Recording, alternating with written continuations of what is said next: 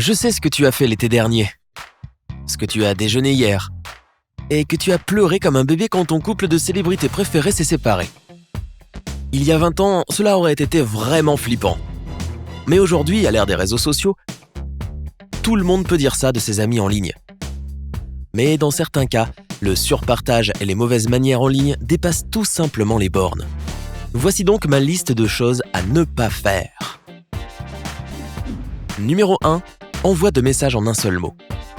Parfois, lorsque tu discutes avec des amis, tu essaies d'être aussi bref et expressif que possible et de mettre tes pensées en phrases courtes comme « Génial, marché conclu » et ainsi de suite. Tout va bien tant que le message transmet une idée. Mais c'est une toute autre chose quand quelqu'un tape une longue phrase mais pour une raison ou une autre, la divise et envoie de multiples messages ne contenant qu'un mot. C'est comme si leur fournisseur d'accès Internet leur facturait chaque caractère d'un message, alors que le nombre de messages est illimité. En tout cas, imagine à quel point c'est agaçant. Tu laisses ton ami regarder des messages qui ne veulent rien dire et ce n'est pas très sympa. C'est encore pire lorsque ton téléphone est loin et que ce dernier sonne constamment de l'autre côté de la maison. C'est assez effrayant de recevoir 42 notifications en 5 minutes, juste pour découvrir plus tard que ta copine est allée faire les boutiques et a acheté 3 paires de talons aiguilles. Numéro 2. Envoyer seulement bonjour par message. Toi aussi, tu as cet ami qui écrit « coucou ». Envoie le message et attends ta réponse. Je sais qu'ils essaient d'être polis et tout le tralala, mais la communication en ligne est légèrement différente du monde réel. Si quelqu'un ne peut tout simplement pas répondre « salut » immédiatement et que l'autre personne voit que le message a été lu, c'est le drame. Tu es là, tu as 1 minute, et les messages de ce style font aussi partie de la même catégorie. Il est bien mieux de saluer la personne et d'expliquer ce que tu attends d'elle dans un seul message. Cela vous fera gagner du temps à tous les deux. Numéro 3. Bombarder les gens de cartes.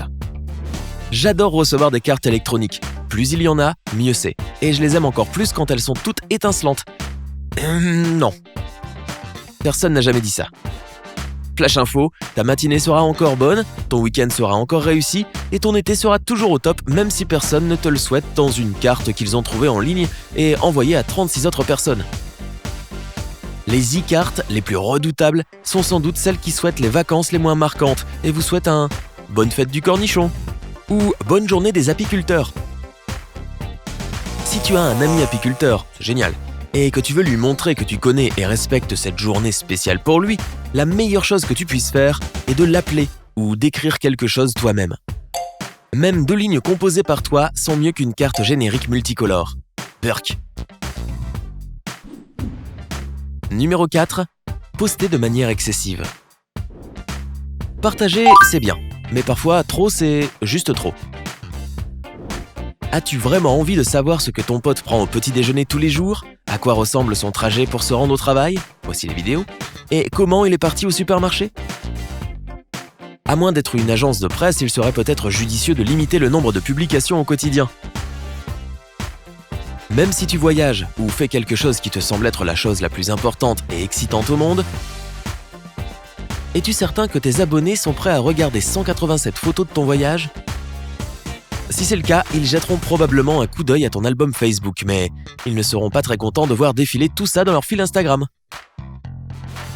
Quelques photos sympas à regarder sont suffisantes et t'apporteront probablement plus de j'aime.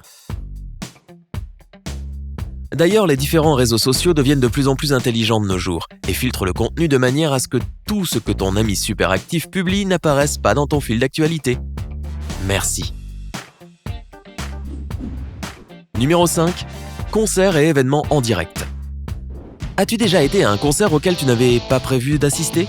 Alors tu devras probablement remercier cet ami qui aime bien envoyer des Snapchats de tout le concert ou commencer la diffusion en direct sur Instagram.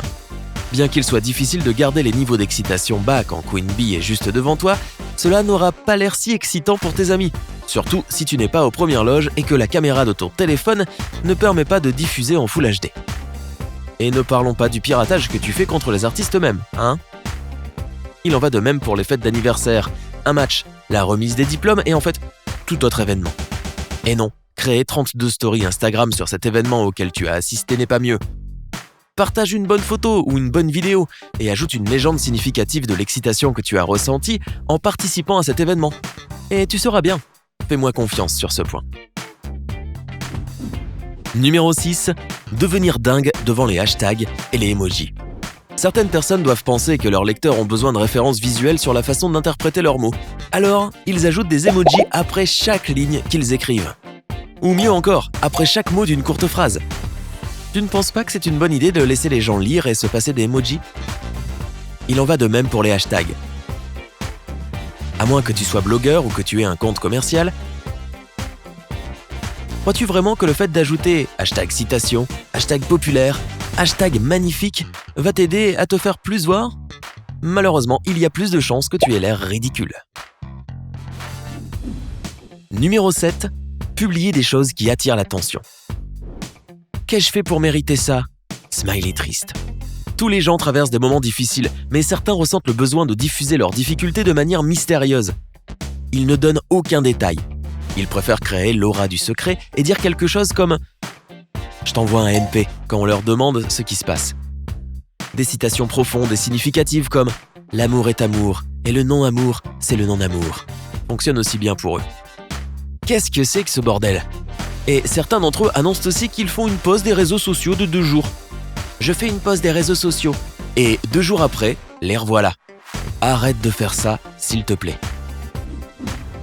Numéro 8. Exposer ta vie sentimentale.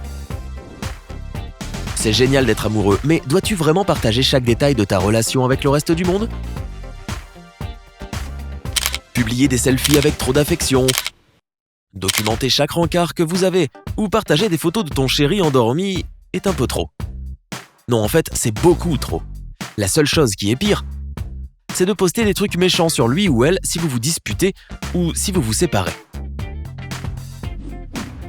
Numéro 9. Envoi de messages vocaux en un seul mot. Tout le monde n'aime pas les messages vocaux parce qu'il n'est pas toujours pratique de les écouter lorsque tu es au travail ou disons lors d'un dîner en famille. Mais ce qui est encore pire, c'est quand tu poses une question directe à quelqu'un et qu'au lieu de taper oui ou non, il choisit de te répondre avec un message vocal. Le destinataire malchanceux doit alors s'excuser, trouver un endroit tranquille et écouter cette réponse.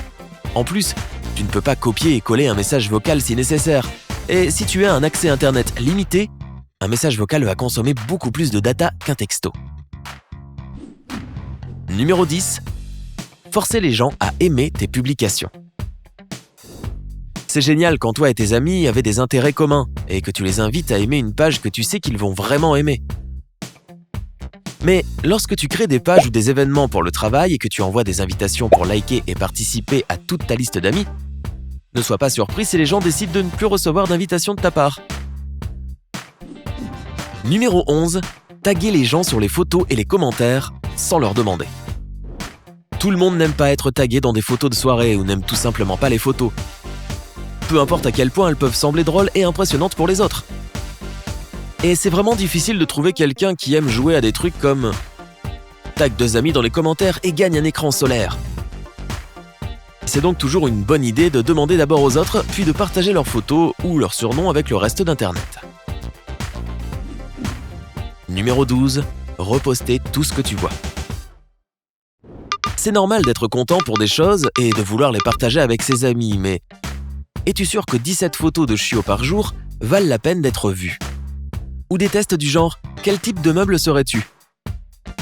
En fait, même lorsque tu partages des choses importantes comme des informations utiles, c'est toujours une bonne idée d'expliquer ce que cela signifie ou ce que tu en penses au lieu de taper simplement « partager » ou « retweet ». Sinon, il y a de fortes chances que tes abonnés aient déjà vu cet article 6 fois et que tu ne fasses qu'inonder leur fil d'actualité. Oh, ça fait tellement de bien de dire ça tout haut tout fort. Alors, laquelle de ces habitudes t'ennuie le plus ? Ou peut-être que c'est quelque chose qui n'était pas dans la liste. Dis-moi tout ce qui t'énerve dans les commentaires ci-dessous. Si tu as appris quelque chose de nouveau aujourd'hui, clique sur j'aime sous cette vidéo et partage-la avec tes amis. Mais ne va pas encore poster ces 47 photos de chiots tout mignons. Nous avons plus de 2000 vidéos sympas à te montrer. Tout ce que tu as à faire est de choisir la vidéo de gauche ou de droite, de cliquer dessus et d'en profiter. Prends la vie du côté sympa.